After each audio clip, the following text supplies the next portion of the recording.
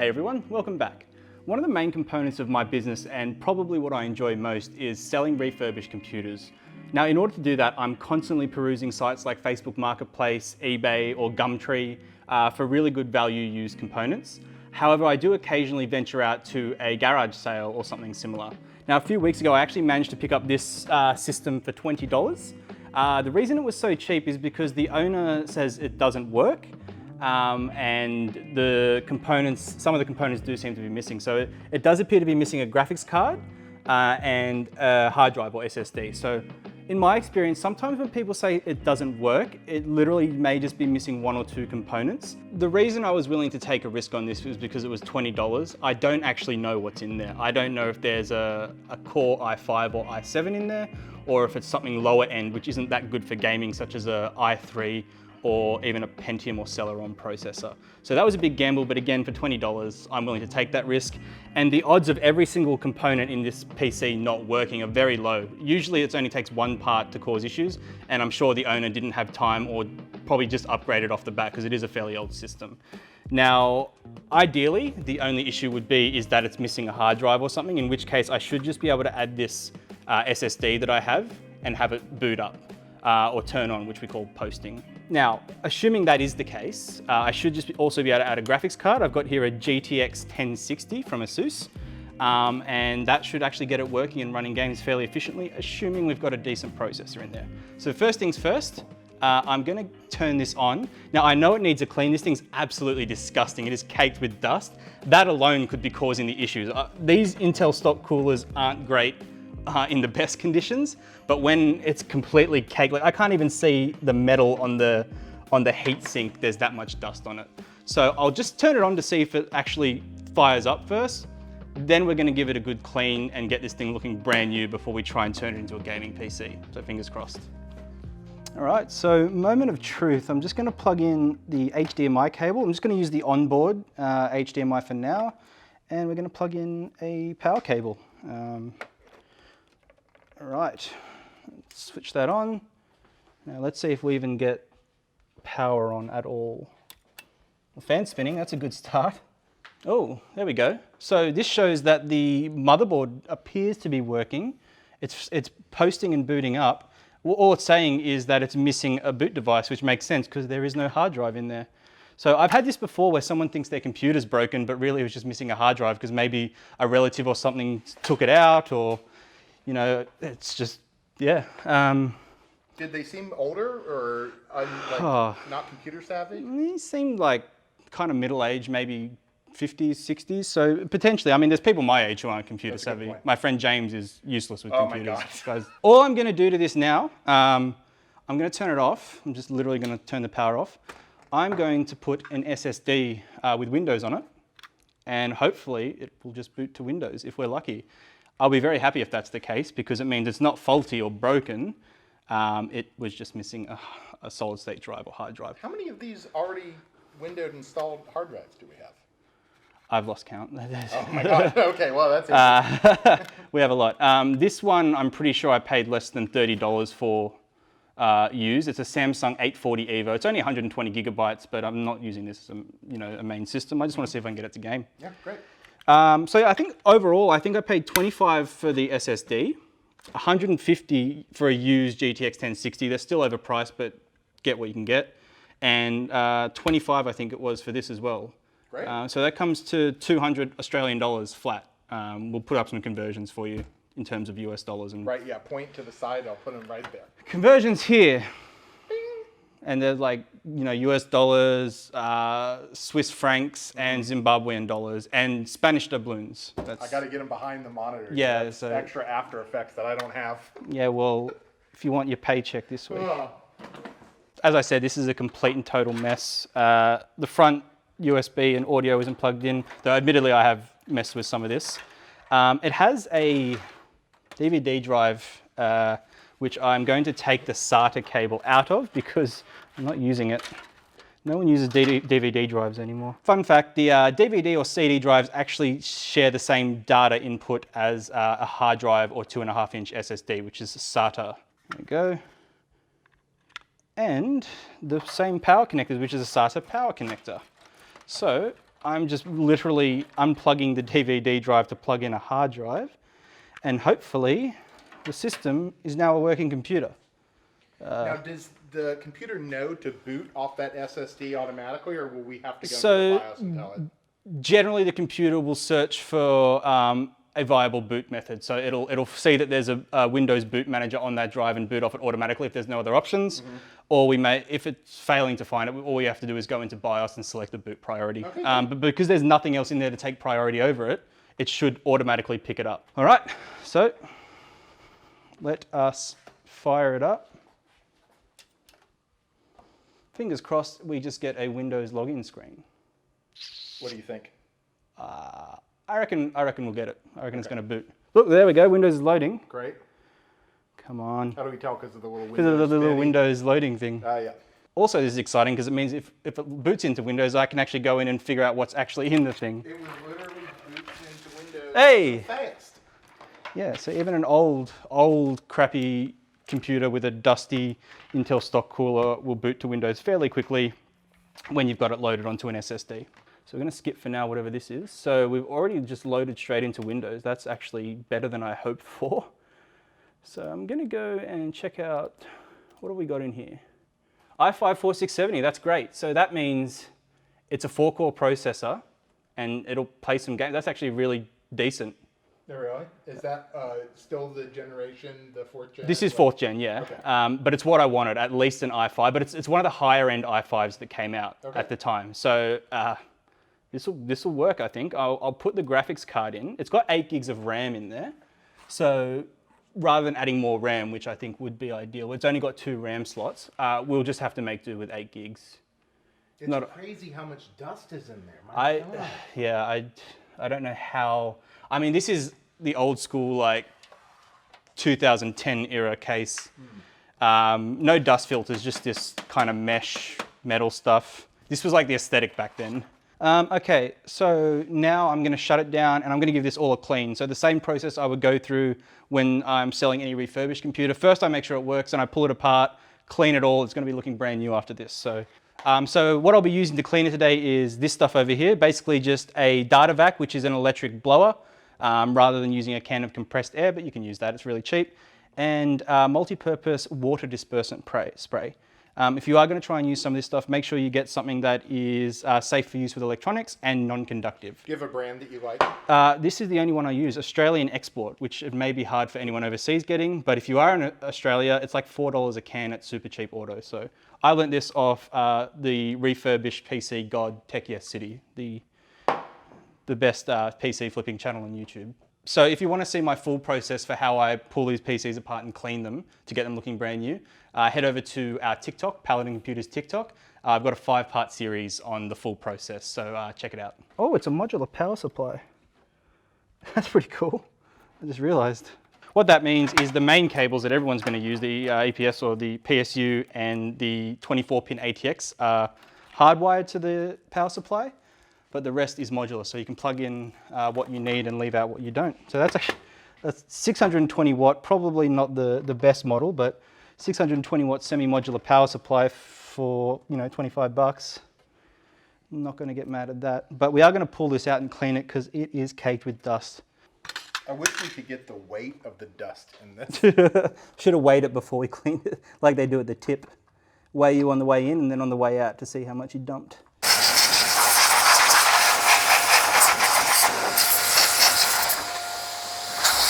Did you fart? This might be one of the worst CPU coolers in terms of dust that I've ever seen, and I've seen a fair few. Shockers. Doesn't want to come out. Is that because of the dust? No, it's just these little locking mechanisms have always been a bit temperamental. This last one's just so stubborn. There we go. There she is. Ooh.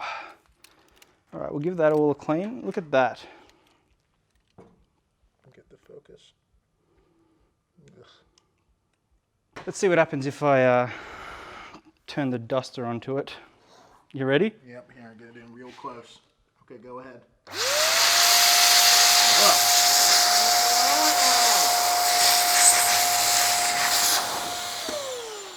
Now, are you going to use that cooler? Yep, I'm just gonna put it back in. I don't want to spend any more money on this. I want to get a functioning gaming PC for $200, and we're right on there at the moment, so. How's their thermal paste technique? This was probably just the stock pre-applied thermal paste that was put on there, so. Oh, this thing was the pre-built? No, the, when you get an Intel processor, the CPU cooler comes with a thermal paste pre-applied to it, so you just put it on. You don't need to do it yourself. So let's get this motherboard out, I guess. It's a time-consuming process, but it's a labor of love. So you get out what you put in. You could just take a shortcut and blow it all out, still assembled, but you would miss a lot of dust. Especially if I'm going to be selling a computer. I don't know if I'll sell this one, but generally when I am, I like to make sure I've done the best job I can, so I get into every little crack and get all the dust and grime out, and make it as close to brand new as I possibly can. So I'm going to show you what this spray does. So really, it just eats away at dust really well, so it gets the really stubborn dust off, but on top of that, it can actually help make the metal components resistant to rust in the future as well, so 2 for 1. Okay, so we'll take care of the case shortly. I just want to get these components clean. You are going to use this case? I'm going to leave it in the case. I don't have the sides for it, I don't think. But again, if you're on a budget this tight, you don't care about aesthetics. You just want something that works. And that's what we're aiming for today, just something that works. The most expensive investment out of this whole thing was the graphics card, and it's arguably the most important component when it comes to gaming. But if you're willing to, maybe go for something like a GTX 960, 970, or even just hold out to get a better deal, you can probably build a system like this for even cheaper if you're lucky enough. So we'll get the motherboard clean.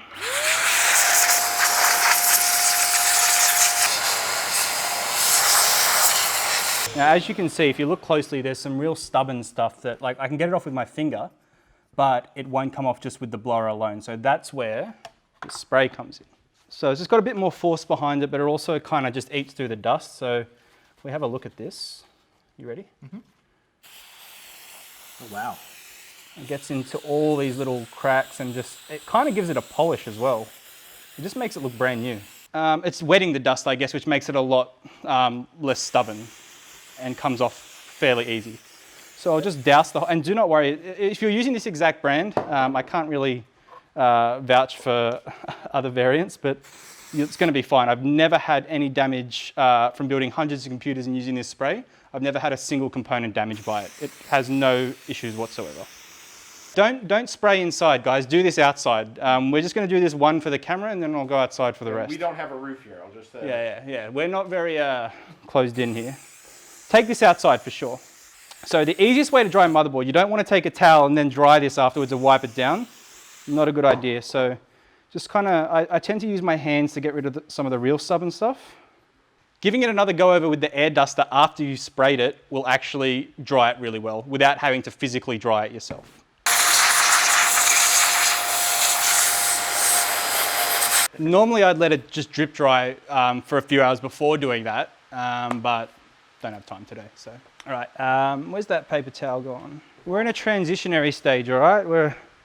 When I get this bench cleaned off, this is where I will be building PCs. Next door is going to be purely a filming studio. And just rub that old thermal paste off. You can use some isopropyl alcohol or CPU cleaner if you've got some, but same thing with the CPU cooler. You want to just really get in there. And these are fairly hardy, these CPU coolers, right?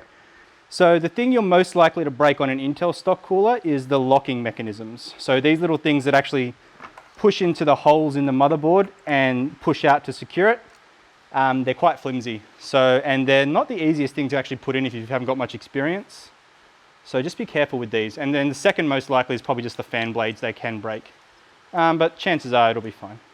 I do apologize about the rain. It's pouring down here. We'll do our best to edit that sound out, but Ian's not very good at anything, so... Wow. And I sweat a lot. No, that's okay. Yeah, see ya. Sorry, they can still hear me. I'm going to keep talking. Now, one other note before we keep going is if you are going to do this and clean everything up, make sure you do have some thermal paste because you will need to reapply it. You're not going to be able to rebuild a computer without thermal paste. The next step really is to reassemble what I can. Now, my normal build process is to assemble as much as I can outside the case. So in this case, the CPU is already in there. I'm going to put the CPU cooler in and the RAM, and that's about it. So when it comes to applying thermal paste, there's a lot of arguments, many different schools of thought. Some people like to do an X, some people like to put it on and use a scraper to even it all out. Most of the time you'll find with something the size of a cooked grain of rice or even a pea, it's fine. It's pretty hard to put too much on. You're better off putting a little bit too much than not enough. That's fine. So when I insert the CPU cooler onto it and tighten it down, the pressure will evenly apply it across the heating plate for the CPU. Done. So, just give it a little pull, make sure that's on nice and snug, and then we just plug it in to the CPU fan header on the motherboard. So it'll be labeled CPU fan. Generally you want to go for CPU fan 1. Okay, reinsert the RAM, DDR3 RAM.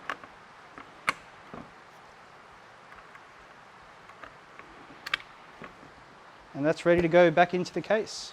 So I've cleaned the case up a fair bit. Like I said, it's not perfect. Normally I'd put a lot more time in, but I just want to show you guys how this works. All right, so the motherboard is installed. I've just plugged in, obviously the front USB and the power buttons and everything. Next I'm going to put in the power supply. So as it's modular, like I said, we actually need to reinsert the cables that we'll be using. I'll only need, so the connections I'm going to need are the basic connections, the 24-pin ATX to power the motherboard. Then we've got the power to the CPU up here, so they're actually already hardwired into the power supply. And then the only other ones we'll need are a power connector for the graphics card. So that takes a 6-pin PCI connector. And we'll need that SATA power connector for the SSD. So, out of the cables I have here, these are the modular cables. We need SATA for the SSD. So that will power the SSD, which we'll be booting off. So I know I'll be using that. This is the PCI Express power connector. So that's what actually powers the graphics card. So there's the 6-pin connector I know I'll need for the graphics card. So we'll be using that. So because the graphics card that I'm using only requires one power cable, I'm actually going to leave this out so there's less clutter because we don't need it. If we were using a more powerful graphics card that required more than one 8-pin connector, we'd obviously have to use this. Okay, and finally we have an additional SATA connector. So this is if we had more SATA powered devices, which we don't, and Molex, which is an even older form of power. Again, we have no Molex devices in here. So I'm going to leave these out because they're not serving a purpose. All they'll do is create clutter. So that's the beauty of modular power supplies. I've been able to eliminate this much cabling from the case just because I don't need it. If it was a non-modular, this would all be hardwired to the power supply and we just have to find a place for it. Get these plugged in before I go to insert it into the case. So why do you insert the cables before? It's just easier to get to when it's outside of the case. I mean, it's not too bad with a case, an older style case like this, where it's an open design with no shroud covering the power supply. And the older cases tended to have the power supply mount up the top.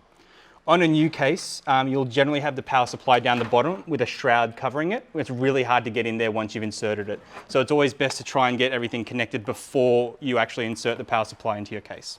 Not that big an issue here, but it's just habit. Just gonna sit him up here. There's two little ledges that it sits on, and then make sure to screw it in, obviously. All right, so the power supply has been mounted in the case.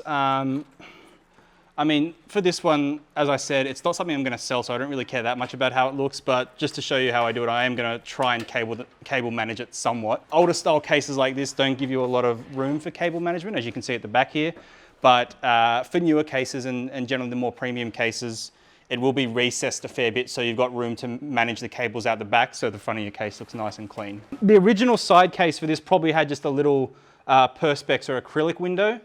But yeah, windows were just starting to become a thing, 12, 13 years ago in PCs, and none of it was tempered glass. So as you can see, just running it out the back there, it just makes it look a lot cleaner. There's no kind of bird's nest of cables here. And then one by one, I'm just going to take each of the cables. So for example, the 24-pin ATX cable for the motherboard, and I'm going to feed it through the appropriate slot, just so it can get to where it needs to go on the motherboard. Plugs in right here. Done. Just so most of the mess is hidden behind out of sight, out of mind. It's like sweeping dirt under the carpet. Which we do in this studio all the time. Oh my God. We don't even have any carpet.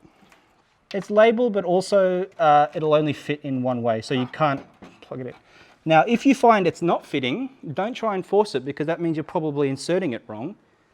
Forcing things when they don't fit is when you are going to start breaking things. So use a good amount of force to get it in, but if you find it's really being stubborn and not going in, take it out and just double check you're plugging it in the right way. So next we're just going to get the SSD plugged in. That's very important. Power and data. Both SATA, whatever you want to say. Now normally I would probably just kind of use double-sided tape to secure it somewhere on the case. I'm not going to do that now, but these older style cases generally don't have slots to accommodate 2.5-inch drives. So I'm just going to kind of leave this hanging out the back there. Like I said, I'm not selling this one, so it'll be fine there. It won't hurt anyone. And then this is the last power cable we need to plug in. This is for the graphics card, so I'll just put it through here in anticipation of plugging our graphics card in. So we have our Asus GTX 1060. Still a decent graphics card even today. So just in there, till you hear it click, and that should be in. Plug the USB 3 back in. There we go. And we'll grab that power cable and just plug it in here. Just needs a bit more slack. There. And she's done. Right, so what we want to do next is just make sure I've plugged everything in correctly. All right, so she boots up. So it's very simple. You just go to just put in GeForce drivers into Google and just go down to the series of graphics card you have. Mine's a 10 series because it's a 1060. And then it'll give you another drop down menu and you just select your model. So I've got the GTX 1060, I'm using Windows 10, hit start search, and it'll come up with a list of drivers. Generally, you just want to get the most recent one. So I'm just firing up a bit of Counter-Strike Global Offensive to see how it runs. I'm confident that it'll run pretty well, actually. Let's see what a 200 Aussie dollar gaming PC can do. All right, so we're going to turn everything up high on 1080p. It should be able to handle that, I reckon. It's even detecting most things to be on high. Pretty quiet as well, which is nice. Yeah, because I've got no case fans in there because I took all the case fans out because it's a completely open case. We didn't need any exhaust. By all the case fans, I mean the one case fan that was in there. So literally the only fan running will be on the graphics card and the CPU. And because there's nothing blocking any airflow, it should stay fairly cool at the cost of dust and looking like crap. So currently we're getting around, it's quite varied between 60 and 150 frames per second. So that's with everything maxed out. It's getting an extremely playable frame rate. Now keep in mind this is a 60 Hertz monitor, so it's not going to look the best in terms of the refresh rate, but what matters is the numbers that are being displayed. So this is having no problems with Counter-Strike Global Offensive. I didn't think it would. This game's going on 8 years old now. It has had a fair few updates, but this hardware is similar age to the game itself. So no problems here. And we haven't had any issues with crashing or anything. It's running quite smoothly. So I'm pretty happy with this actually. So I'm pretty happy with the way this turned out. For a total cost of 200 Australian dollars, we've got ourselves a pretty competent gaming PC. If you're looking to play games like Counter-Strike Global Offensive, Fortnite, StarCraft 2, Dota 2, League of Legends, this computer will be more than enough. So if you can go out and take a look at things like garage sales, online classifieds, estate sales quite often have a lot of PCs coming up. Just find yourself something bare bones, something with a CPU, motherboard and some RAM, and just expand on it. Now with this one I did take a bit of a risk, but again it was only $20. I was guaranteed to get at least one working component that probably would have made it worth my while. Even if it was just the power supply working, that would have easily been worth it. But what I ended up with was a fully functioning machine. It's just that the owner didn't have the time or the expertise to figure out what exactly was wrong. In this case, I think it was literally, it just didn't have a boot drive in it. So all I needed to do was put a hard drive and a graphics card in it, and I've got myself a gaming machine for 200 Australian dollars. So that's it for this video. We're really happy with how this turned out, especially for 200 Australian dollars. Feel free to leave a comment down below about anything you've gotten on the cheap, any great deals or refurbished machines you've built, and feel free to come check us out on TikTok or Discord. Links are down below. I've been Cameron from Paladin. Thanks for watching.